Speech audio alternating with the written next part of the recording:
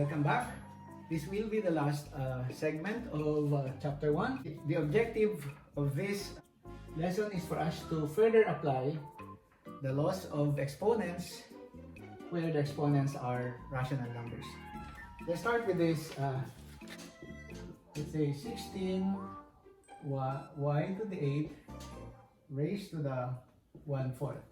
Notice that we have here a power of a product, and it also involves a power by power. So let's have first priority is power by product. So we get here 16 to the 1/4 times y8 raised to the 1/4. For this constant 16 to the 1/4, we can simplify this actually by thinking of rewriting 16 as base with the base 2. Writing 16 as 2 to the 4th, I can have that, to the 4th, 1/4 times y to the 8, and then that's 1 to the 1/4. Power by power will give me here a 2, and then power by power will give me here y squared, or our answer is 2y squared. What if we have number 2 here, minus 27 over 64y cubed raised to the 2/3. For this exercise, we have a power of a quotient here. So I am going to apply that law, power of a quotient, and I will have here minus 27 to the 2/3 all over 64y cubed to the 2/3. I may rewrite 27 with a prime base, and this happens to be 3 cubed. So I have here minus 3 cubed raised to the 2/3. And the denominator, I can write that as a 4 cubed y cubed raised to the 2/3. Here, I have to be worried about this negative here. This negative here is okay for as long as this denominator here is an odd number. What we have here now is, I'm going to have this cancelled, and I'm left with what? Negative 3 squared all over the denominator. 4, 3 raised to the 2/3, and then y cubed raised to the 2/3. Okay. Simplifying this, I'll get a 9, and then I'll cancel 3 and 3, I'll get a 4 squared, that will be a 16. I'll cancel 3 and 3, and I will get here a y squared. So that's exercise number 2. Let's have number 3. Okay, I have here 3m to the negative 3 halves n to the 5 over 2 over 6 m to the 1/2 n to the 3 halves, and then this is negative 3. Okay, look at this. We may want to simplify within this enclosure here before we're going to have that exponent there. Or you may opt to make this positive by interchanging the numerator and the denominator. It's up to you. To deal with this, you can actually have this positive by interchanging the numerator and the denominator. That can be a step to be done. Also, you can cancel 3 and 6. If I cancel 3 and 6 here, I will just be left with m negative 3 over 2 n 5 over 12 over 2m 1/2 and n 3 halves raised to the negative 3. To avoid as having negative, negative, negative, 3 negatives, if we will distribute this now, I can make this positive by applying the theorem that we had, making this positive, and interchanging the whole numerator and the whole denominator. So you just rewrote the numerator and the denominator, interchanging them. So we arrived at this. Now it's time for us to apply the power of a quotient.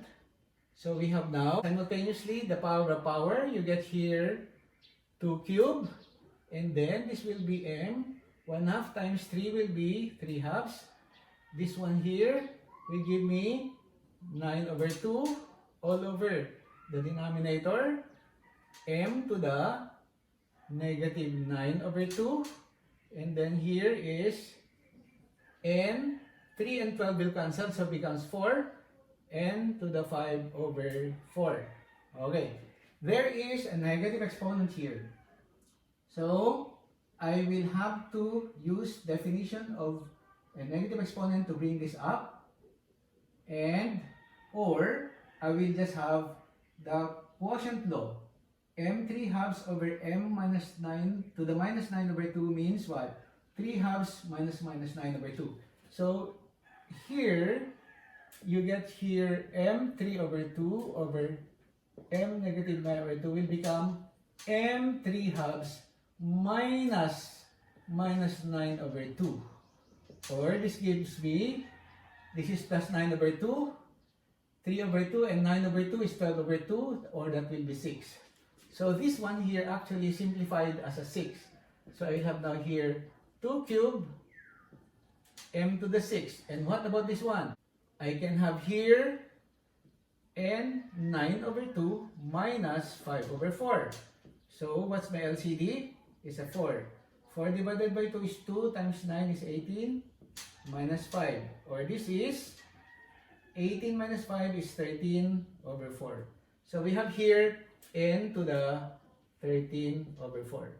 So that will be the simplified form of that number. What if we have here x to the 1/2 plus y to the 1/2 and then x to the 1/2 minus y to the 1/2. Notice that this one is the product of the sum and the difference of two terms. And recall that if you multiply a binomial sum and that binomial difference, you will get a difference of two squares, which means you do not have any middle term here. That is, I will just have to multiply the first term and the first terms, and then these two terms here. So, x to the 1/2 times x to the 1/2. That's my first expression in the answer. And then, minus y to the 1/2 times y to the 1/2. There will be no middle term because this product here will cancel off with this one here. So therefore, from law number 1, x to the 1/2 times x to the 1/2 will be x to the 1. And then y to the 1/2 times y to the 1/2 is y to the 1. Or simply, x minus y. For our last example, suppose I have x to the 1/2 plus y to the 1/2 raised to the negative 2.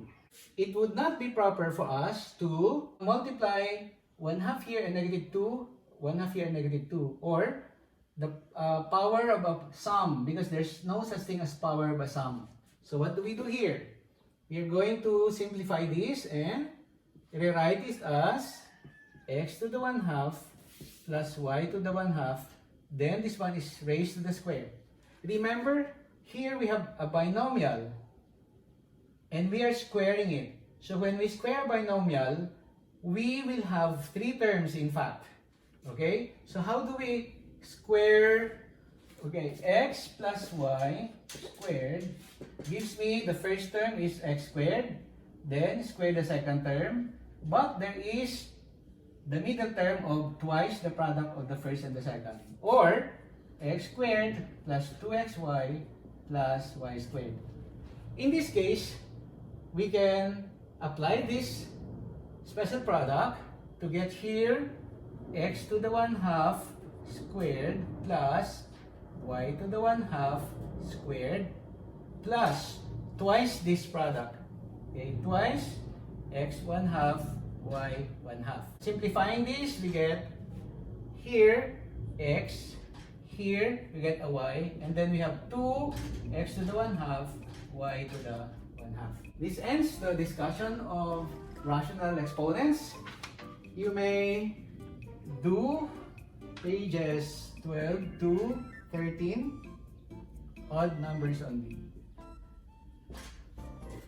Have a good day.